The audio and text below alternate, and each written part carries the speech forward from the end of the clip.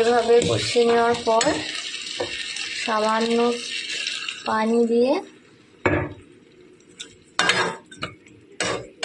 15 মিনিটের জন্য ঢেকে রাখবো।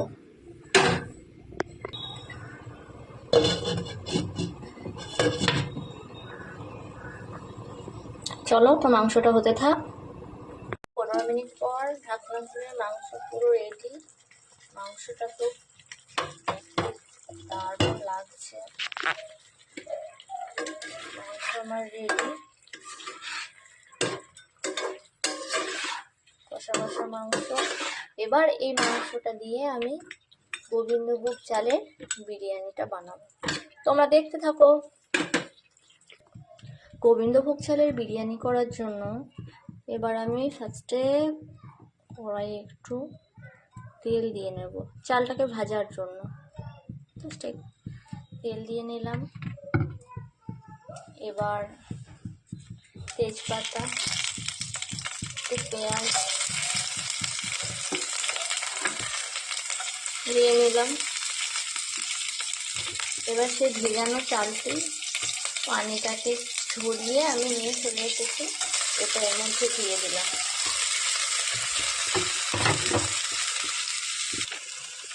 সামান্য লবণ দিলাম।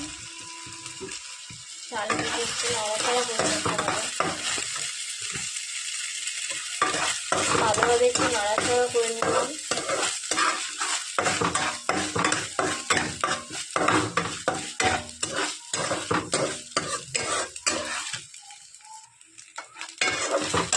নাড়াচাড়া করে নিলাম।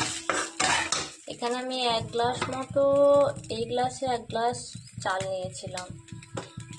তো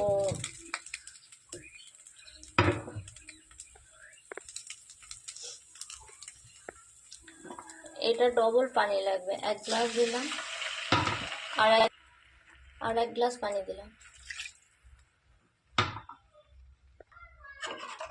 1 গ্লাস পানি দিলাম।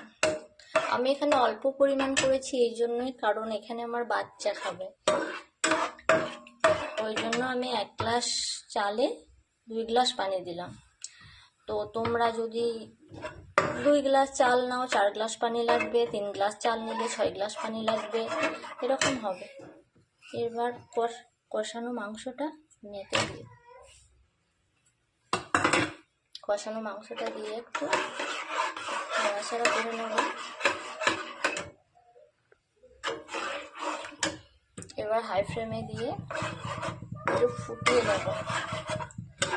ফুটে গেলে